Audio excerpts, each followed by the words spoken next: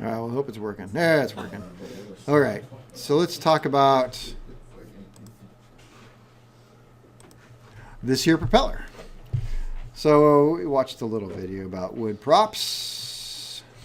And what are some of the things that, that you noticed? Well, one, we've got the hub assembly. It's made out of several laminations, which means they take several boards, stack them up. It had the fabric on. Well, they did fabric. The particular prop they're working on most of it, but it's got the fabric sheathing down here. What was that for? Rocks. Actually, no. This right here adds, the tips get a little bit thin. So they have the fabric right here, which actually gives it some strength out here where the wood's starting to get thin. We have these protectors here made out of stainless, manil, sometimes brass, I think, I've seen. And those are held on with screws or rivets. And here's the funny thing. So it's some places it's riveted, some places it's screwed. Wherever it's screwed, the way it's safetied is it's soldered. They put solder over the top of the screws. So you never actually see the screws, but you'll see little solder spots all the way around it. And then there are holes drilled here for water to get out. So the water would leave by centrifugal force. What can I tell you here? So the thing about wood props, though, I mean, they're a lot less expensive than a metal prop by quite a bit. They require a lot of care and maintenance. I had one customer, I liked him because he was very particular about a new prop, and he wanted this prop to last the rest of his life. So he had a sail maker create nice covers, blue canvas covers that went on his prop, and it was always covered when he wasn't using it. He always left the prop horizontal, which you should always do, because if you leave a wood prop vertical or one side lower than the other, the moisture will tend to collect in the lower blade. And then when you start it up and try and run it, you're going to have an out of balance engine. So he always kept it nice and horizontal. And the other thing is he had me retorque it, the prop, about every 2 weeks. He would just call up and say, hey, can you just go retorque my prop? And so about every 2 weeks, I would go out and I would relax all of the bolts, and you have to do it very carefully. You can't just do this one, then this one, then this one. You'd have to do it in a nice star pattern and relax it in steps until you got the whole thing relaxed. And then you'd have me retorque it, and you'd have to torque it the same way. A little bit here, a little bit here, a little bit here, here. In a nice star pattern, bring it all back together. And about every 2 weeks I would do that. The reason why that would be important is that during the winter months, as the prop absorbed water, it would swell. And when it swelled, that would mean the torque would go up. And as the torque went up on its own, it would crush the wood. And so the wood would get more and more crushed. And then in the summers, it would dry out. It would then shrink, and the bolts become loose. And so if you're operating the prop with loose bolts, then it'll wear out all the wooden bolt holes. And so the whole hub area would be bad. So maybe 2 weeks is a little excessive, but hey, I didn't mind. I was billing for it. So, so I would always take care of his prop for him. And the prop lasted for a long time, up until, unfortunately, he died in a different aircraft. And then he sold it to somebody, and that person took this propeller and ran it up the back of a BMW. And it made 1 billion little toothpicks. And that was the end of that prop. Yeah. They land on a road? He was just taxiing. It was a rocket chief tail wheel, and taxied up the back of somebody's BMW. It scratched the BMW. All right, so we're talking about wood props.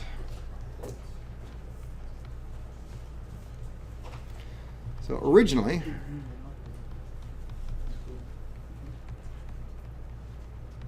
all props were made of wood. It's the original composite material. And I heard something interesting not that long ago. The question was posed, what's the only material that does not have a fatigue limit? And that is wood. Obviously, since we're talking about wood, so there is no fatigue limit.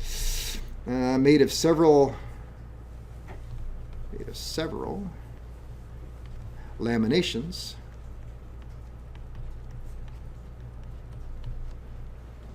of straight grain wood.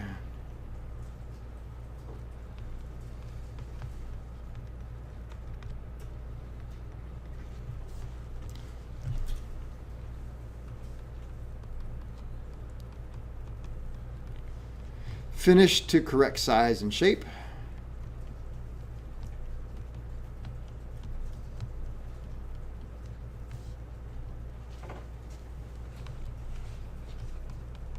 The fabric tip, where the tip is covered in fabric, the fabric tip is applied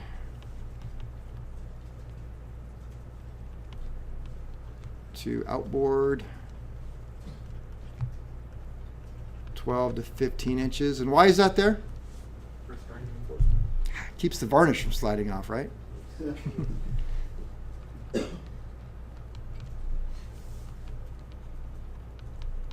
This reinforces the thin tips.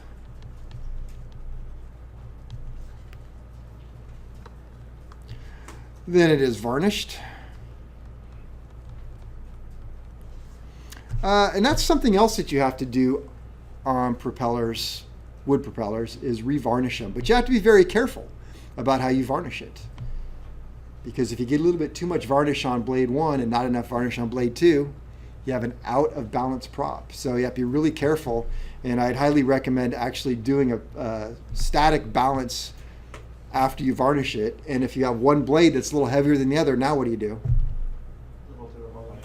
Put a little varnish on the other blade is exactly right. Yeah, all right, varnished. We have the metal tipping.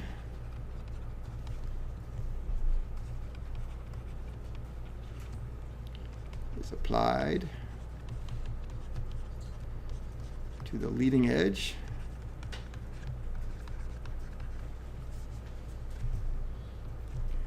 And the metal is brass, stainless, or Manel.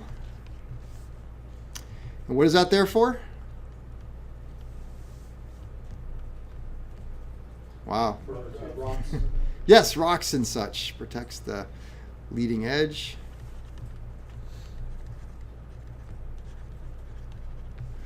From rocks. I should put bugs and such too.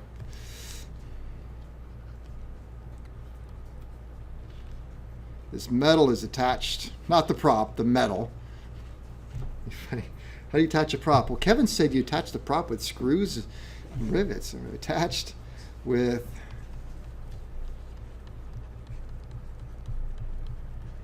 countersunk screws in thick sections.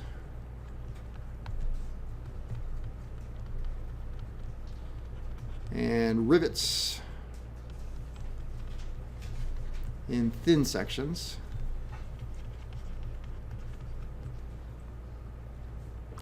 Safetied with solder.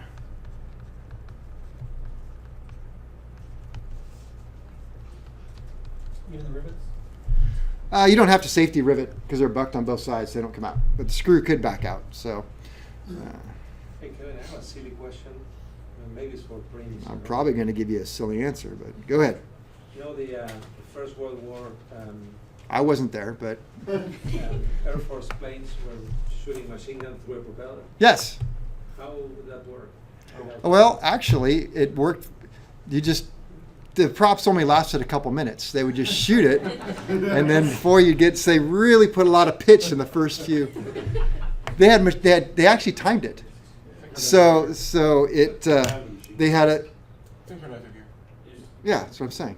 So they timed it to the engine, and so it would only fire. It would only allow it to fire when the prop was not right in the way. Synchronizer gear. That's why when they were trying to go for an attack run, Yeah. go full throttle, so they could get more RPM out of the gun too. I like that. So giving them all of you've got. What's that? Giving them all of you've got. Okay. Give them all you got. What is that? So, Sections and what? Rivets. countersunk screws in thick sections and rivets in thin sections. Safety with solder. I should have put screws. Safety with solder. Bless you, bless you. All right, then it has small. I guess I have enough room here. About number 60, so that's really small. Holes. Drilled into the metal tip.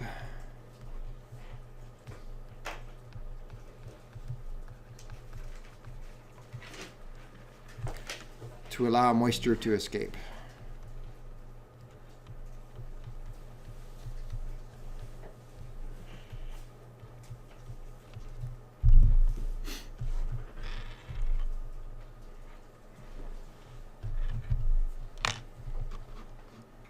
All right, I'm going to move this now. No, I'm not. Okay, I'm going to wait right here for a few minutes and Tell a story. I'll tell a story. Well, I think I've already told you all my my wood prop stories. I can't think anymore. So the bolt pattern and the screws and rivet pattern that they use in the metal tip, Yeah? is it like prescribed or is it just up to the guy that's doing it? I think it's just up to the manufacturer, however they've got the approval to do it. I would not ever attempt to change out that tipping on my own. You ever seen a prop strike on a wooden prop survive? No. No? Prop strike does wood propellers do not survive prop strikes. Yes. Okay, it's the niche case, but during World War II, During World War II. there was a volcanic eruption like by Sicily, Okay. and I was they there, flew but I did bombers not cause through it. But what happened? They flew bombers through it Okay. because they wanted to just get right home. They wanted to They were what? running out of fuel. Okay. They wanted to get home. They wanted to get them. Got it. And then when they got back, all the props had all the varnish torn off of them because of volcanic ash. There you go. And then when they inspected them later, because they were made of wood, Yeah. they were all moldy on the inside. Is that just because over time it got? Wow. I don't know. I don't know why it got moldy. Because they lost the varnish, maybe, and Yeah, they got that's more. what I was thinking. Yeah, and of course they're also over in Europe, where it was, It was in Europe, yeah. yeah, a lot more moisture. Did something like that happen on like Iceland or Greenland or something where they legit business jets flew through some volcanic ash and the engine programs that they were on wouldn't cover the overall pollution? Yeah, what was the name of that volcano? Yes. It's that one that nobody could pronounce. 26 characters long. Yeah. How many vowels did they use? All of them. All right, now I'm going to move it. Repeat.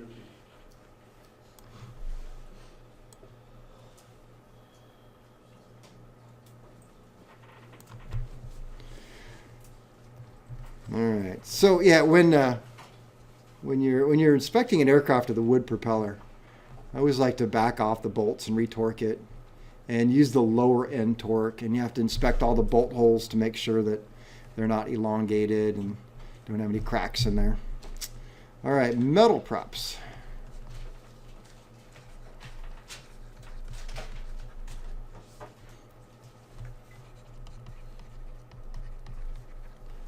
Aluminum props are the most common.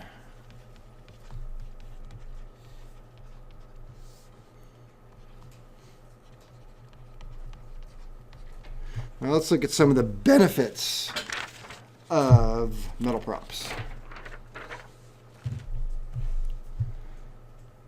One, they're thinner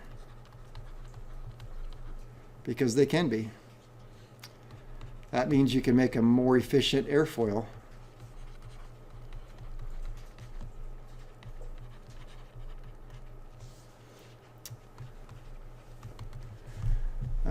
Better cooling, better engine cooling. Is that because of the more efficient airflow? That's correct. Due to airfoil shape near the hub.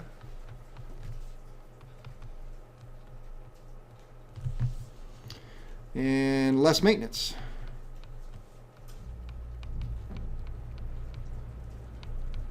That sounds like something I would have wrote there. Takes a little less maintenance.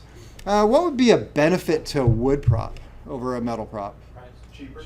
Okay, thinking like an airplane owner now. They're less expensive and Lighter. they're lighter. Very good.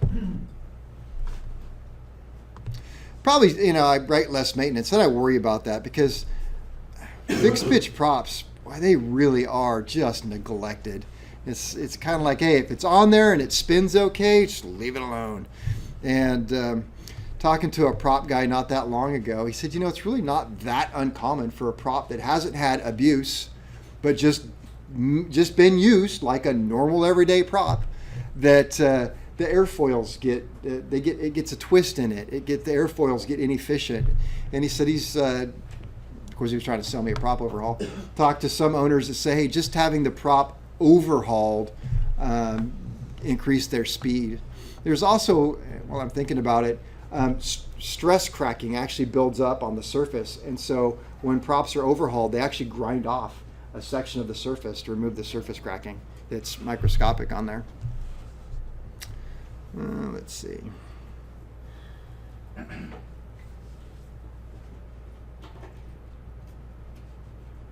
Yeah, why not? Part numbers. I'm not going to talk about all the different part numbers, but I'll throw in an example here. The part numbers on props mean something, and there's a coding to it, and it's different across the manufacturers. And I believe you guys in the lab, you have a Sensenich, or as I say a little funny, but I'll talk about a Macaulay. Pretty much Sensenich and Macaulay props are about your most common ones. I have a 1B90 CM7144. By the way, in aviation, that's an O, that's a 0. That's a 5, that's an S. So when you're doing your part numbers and stuff, I mean, obviously the 5 should have been written much nicer, but it ends up looking like that sometimes. So that's how you can distinguish between an O and a 0 and a 5 and a Sierra. All right, so what do we got? The 1B90 is the model number.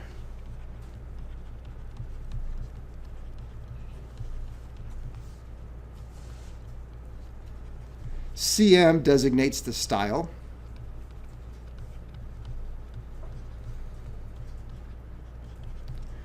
And what do I mean by style?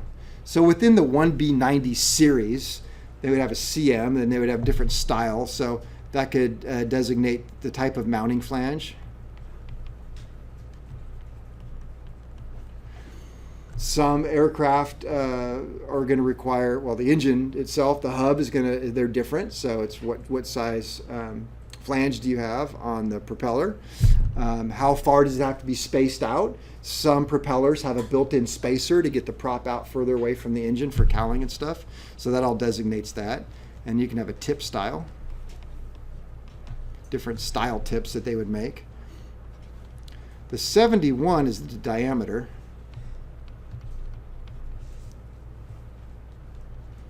And the 44 is the geometric pitch.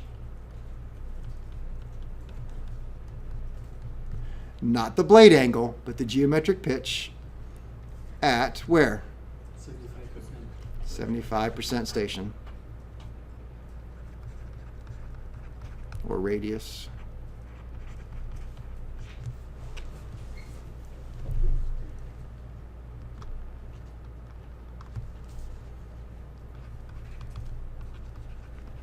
All right, there are typically different prop versions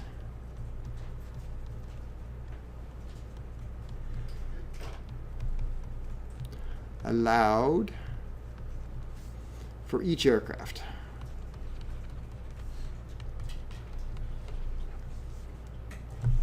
And where would I find this list of approved propellers for an aircraft? Yep, listed on the Type Certificate Data Sheet, TCDS.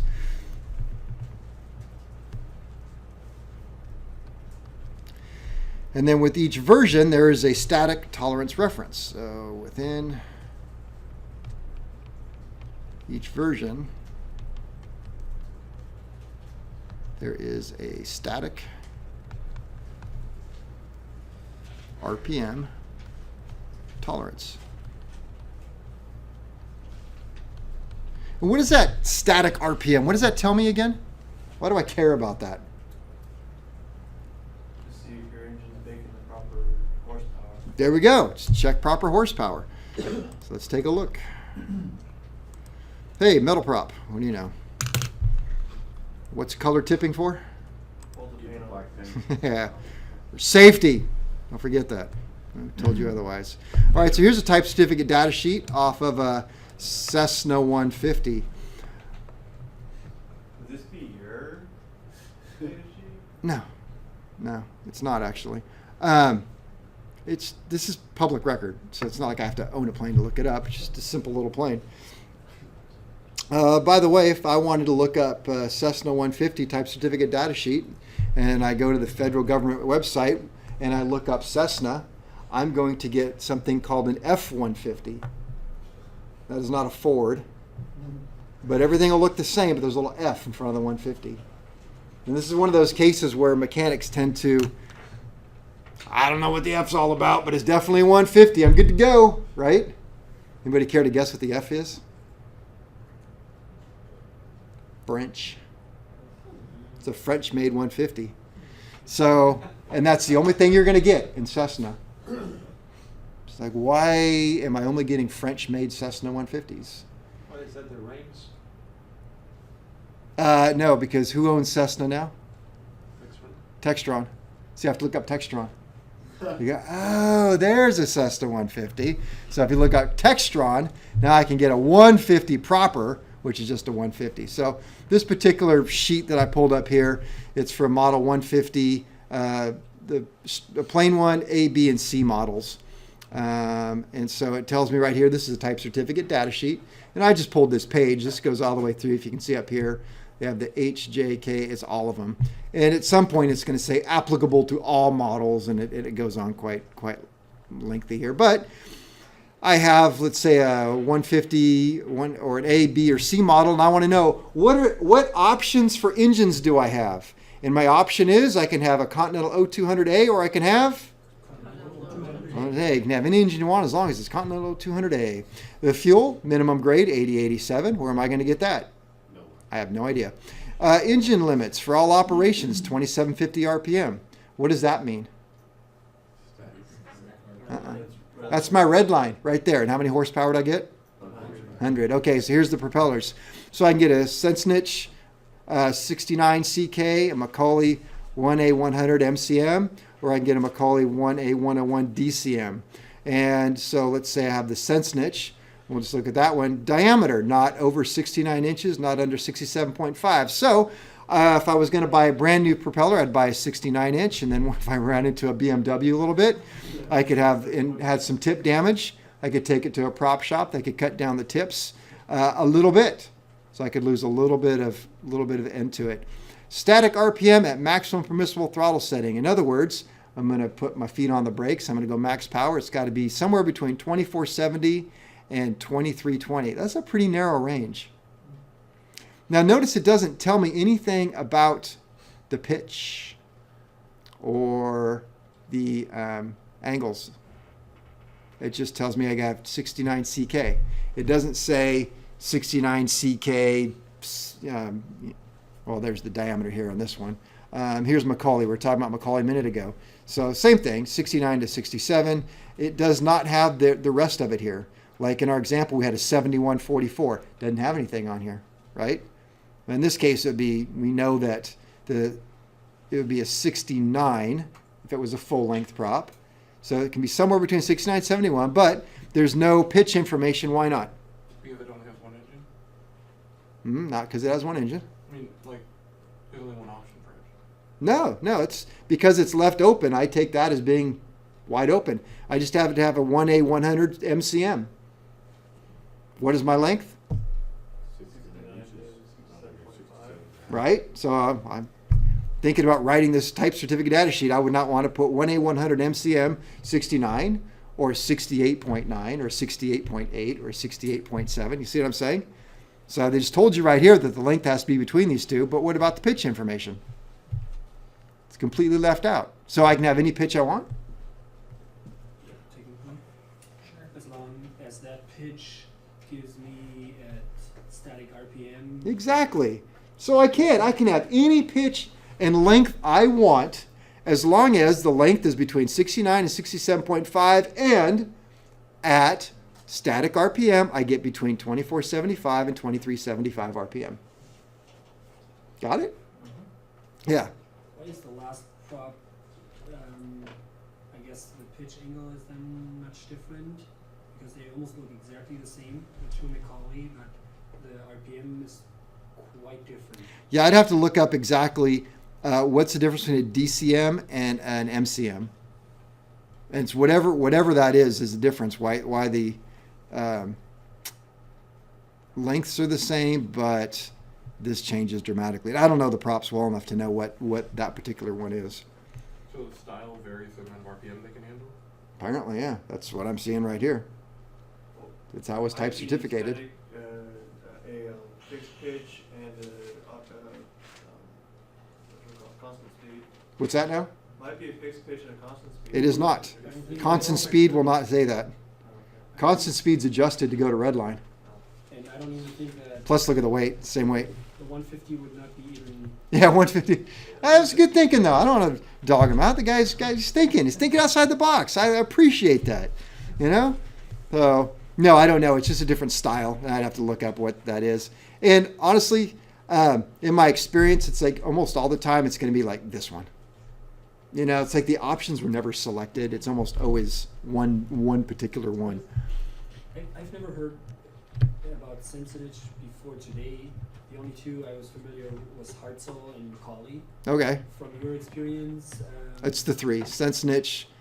They're more wood props.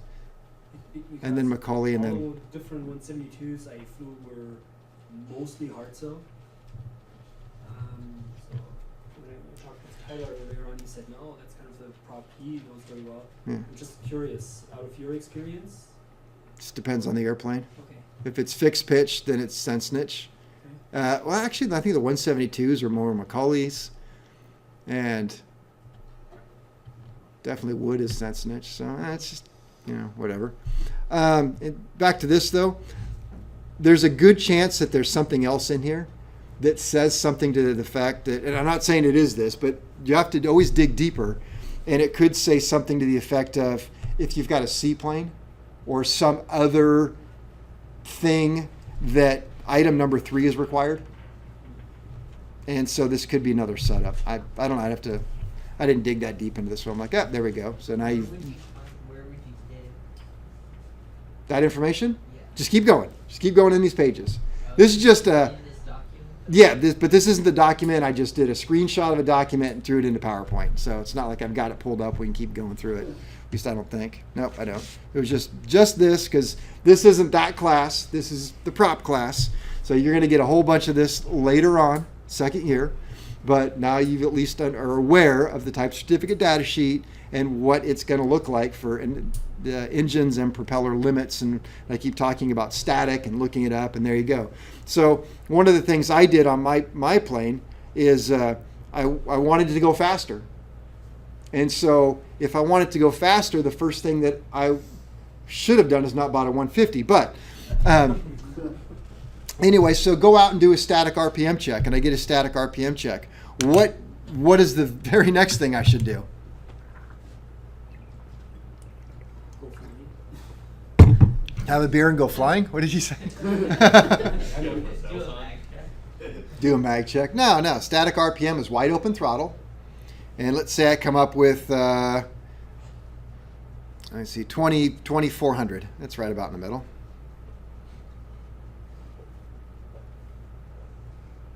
I should assume that the tack is wrong. Don't ever trust a tack. Tacks are always inaccurate, especially if you're looking here at one of these cranes. When are they built? Somewhere between 58 and 62. That's old. handheld tack checker. Remember? And how do you calibrate that? By the lights. How do you calibrate that? Division weights and measures takes care of that for me.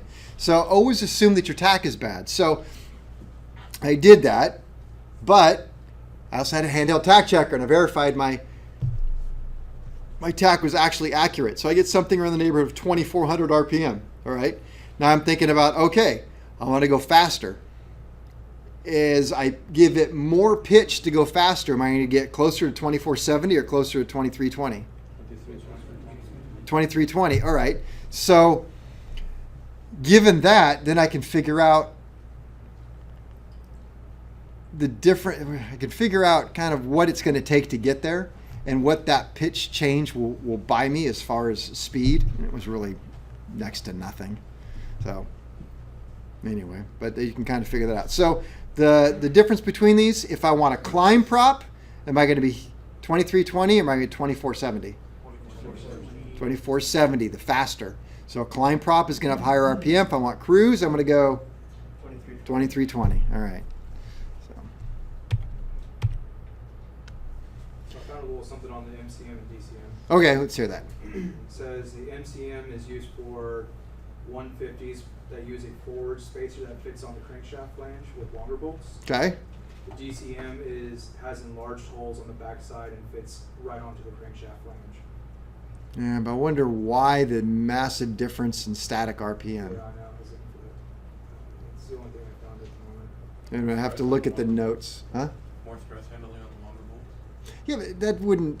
Doesn't make sense. No, it didn't make sense. Why? Yeah. It has nothing to do with the bolts. It's they've used a spacer, and I believe they used a spacer because they used a different spinner, and that would probably be. But that doesn't explain why they have such a big difference in static RPM. Is there three manufacturers? Or No, they're both McCauley's. I mean, no, Oh. I mean like for the three brands, I guess. Is there a difference between the The manufacturers? manufacturing process. Oh, I'm sure there is. I don't know that for a fact. I've never watched. Doesn't matter to me, no. All right, let's see. Different prop versions allowed. Let me see. There we go. So propellers props are often pitched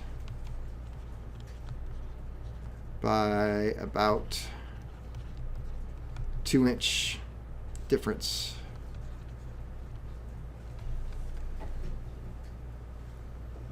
And by pitch, I should say, not pitch, used it wrong. The angle is changed by about 2 inches, 2-inch difference, to create 3 possibilities.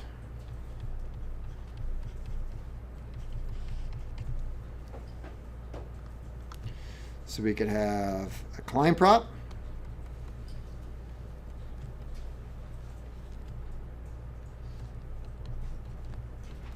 high RPM, cruise prop for low RPM, and an all-around prop, which is not good for either. Middle of the road RPM. The book was mentioning 2 more, like high speed and then takeoff, as different possibilities. And I was kind of thinking, Which book? well, the FAA Oh, power plant. yeah. I mean, I can see that there's a difference between takeoff and climb. So you're saying there's 5 possibilities? 4. 4. They say takeoff, climb, cruise, and then high speed.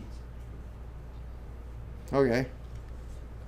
This is more my experience. Mm-hmm. There's not a lot of room to move them. So. All right. One of the things you have to watch out for is resonant frequencies.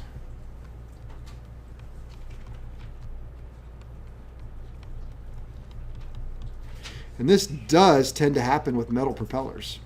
And there are actually a lot of aircraft out there that have a harmonic problem between the engine and the propeller. And at certain RPMs, you get a resonance in the propeller that can actually significantly damage the prop or the engine, or both together. Kevin, the 550s have a limitation on 2300. At 20, oh, but it's between, Not to operate below 2300. okay, yeah, so not to operate below. Some of them have different arcs. So you have yellow arcs and red. It's like you can only operate through it on your way to something else, on your way down from it, but you can't stop in between. So my place, you've got between 2150 and 2350 Okay, for extended periods of time. it's a yellow arc, right? It doesn't, it's just, it's placard, it has to be placarded in the plane, but it's not on the actual tag. Okay, Because it was an ST seed prop? I believe so. Okay. I'm looking at it online and it says it's an STC prop. Okay, so there you go. That's the reason why, because there's a resonant frequency there that can cause a harmonics that can crack the prop. So let's see, metal props are subject to resonant frequencies.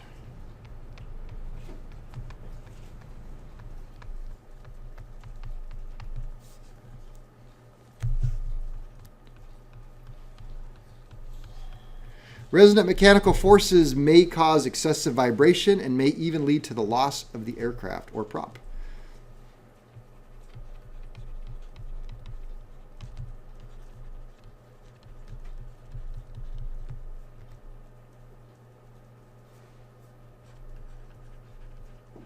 Forces may cause excessive vibration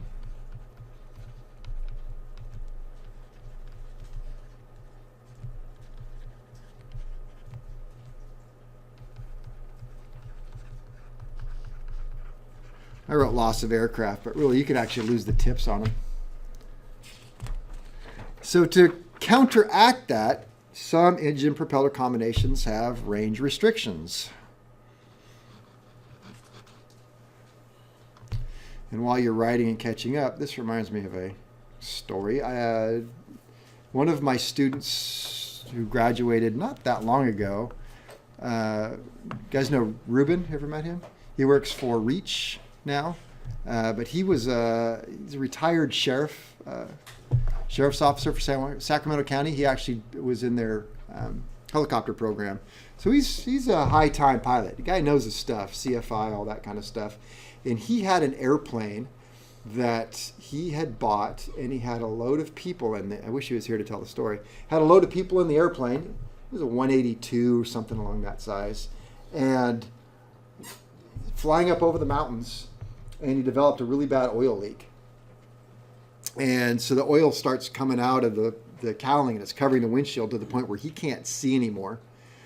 And at one point he realized he's got to set it down. I think he lost the engine quit or he figures the engine's going to quit. It's going to seize up any minute now. So yeah, I wish he was here to tell the story. Sorry, I'm doing the best I can. So anyway, he's up in the mountains and he sees a spot out of the side window where he can put this thing down. Right? He can no longer see out the front. The oil's coming everywhere. The engine's going to seize up. And I think it did quit. And so he brings it around in between the trees and he's gauging it out of the side window. Gets this plane on the ground. Nobody's hurt. Everybody gets out of the plane. He's probably got a mess in his pants. He's, for him to tell, he's like, he's really shaken up. I mean, this is a very traumatic event, and he's just kind of standing, over, everybody's out of the plane, and he's kind of bent over, and somebody finally says, "Where the heck's your prop?" So I'm like, "What?" Turns around, there is no propeller on the airplane. It is gone. And along with it, the front of the crankshaft. So we did a little research in the plane. The guy who sold it to him did a prop strike. He had a prop strike and did not do a teardown inspection. And so what had happened is that during his flight, it's a constant speed propeller, which means there's high pressure oil going through the front of the crankshaft to drive the propeller. So it's boosted through the governor. So we're talking about 150 PSI. The crankshaft is cracking and breaking apart. That's where the oil is coming out and going on the window, and eventually just cracked. And prop was never found. Somebody found it, I'm sure, but he never We did. found that about the prop strike after he bought the plane? So they just fixed the prop, put a new prop on it, didn't tell him. Lawsuit. Yeah. Yeah, Ruben's a nice guy, but I don't know, I wouldn't want to. Surprised that guy didn't end up in there hurting. They All right. say never make a gentleman angry. That's it.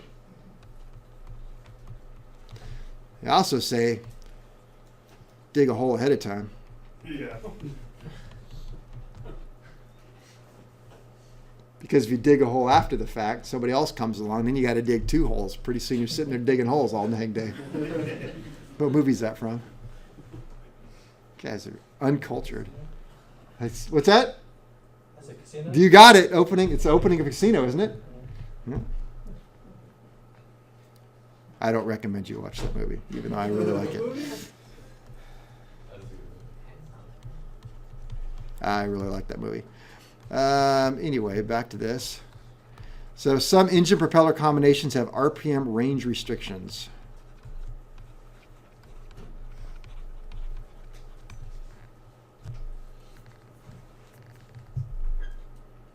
And for some reason, I decided to quote Service Information, SAIB, Service Information Bulletin NE 08-21. And maybe I should look that up and find out why.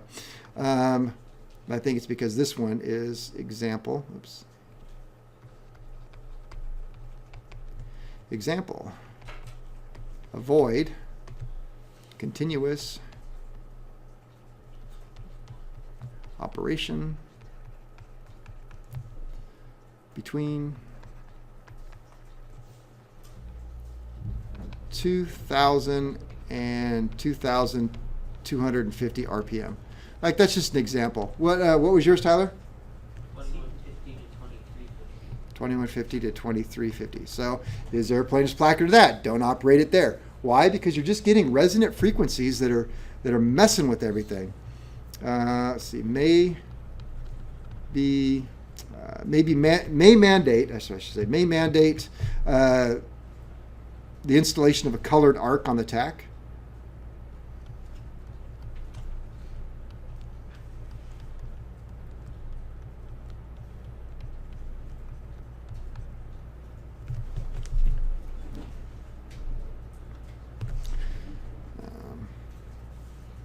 I should say not yellow arc. I should say colored.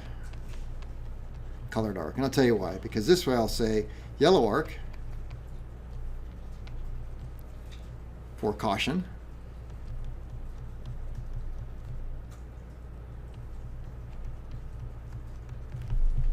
Like, it may be placarded in an area where you can use it for a little bit, like just for takeoff only or something like that.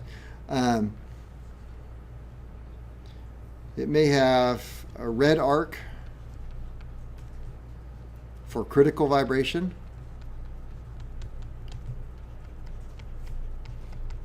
Which means don't stop in that red arc. You go through it. So in this case, if it was red arc from 2150 to 2350, you don't stop at 23. You can go up to 2100 and operate it there, but then when you're going to go through the 2150 to 23, go right through it and get to 2400. Stop there. What else we got? Or second red line.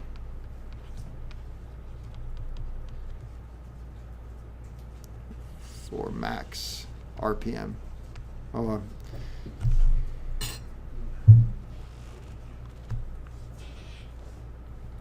and this is C out here. If you have this problem, the most common failure is tip separation.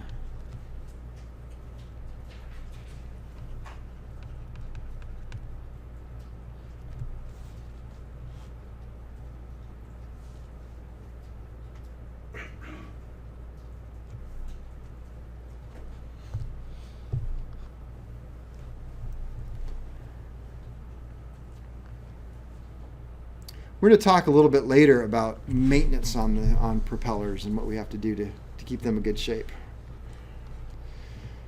And nowadays, we have wood, have metal, and what else? Composite props.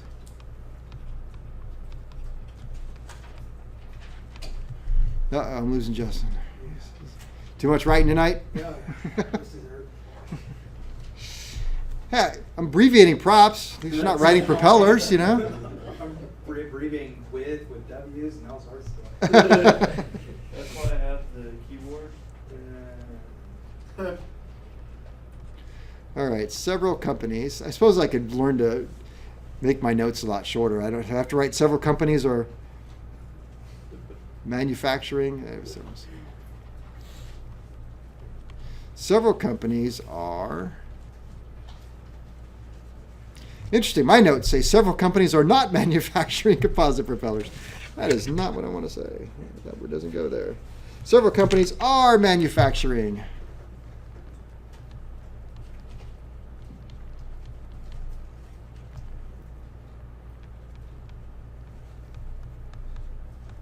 Composite props for both home built and certified aircraft.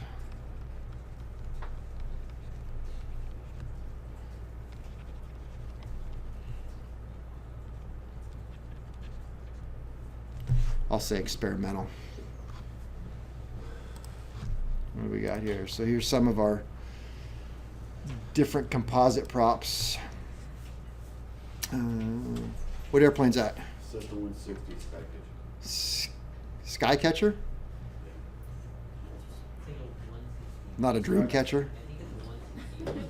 It's a what? It's a 160. It's like a 161 or 162. It is, yeah, but it's a Cessna. I always want to call it the dream catcher. I don't know why. Skycatcher. They stopped making that, didn't they? I don't think it worked out too well. So it has a composite prop. This one right here is an Ivo prop. And that was one of the original ones that came out. This one you can see by the stickers that Hartzell makes that one. So this is the same one that's on the little home built that we have in the lab. It's just this is the 3-blade version. You actually buy a blade and just move one over and stick it in there. So, all right, we'll talk about that later. Back to here. So talking about composite propellers. Now we have time for one more point here, or two. We have the MT propeller. That's a company. We have an MT propeller on the front of our Cessna 172. It did not come with one, but we have a diesel on the front. So what do they look like? Well, it is hand selected as opposed to machine selected, multi-layer,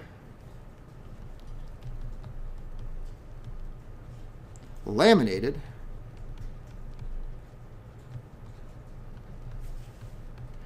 German ash wood. That is a very specific thing. So interestingly enough, this composite prop is really what? Wood prop with plastic over it. So it's kind of like, oh man, I thought it was really... So covered by epoxy. Oops, epoxy fiberglass.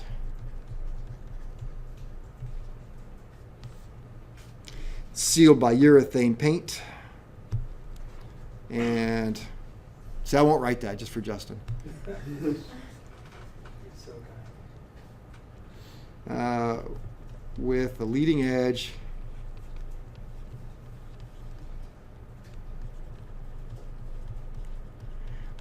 protection of stainless steel.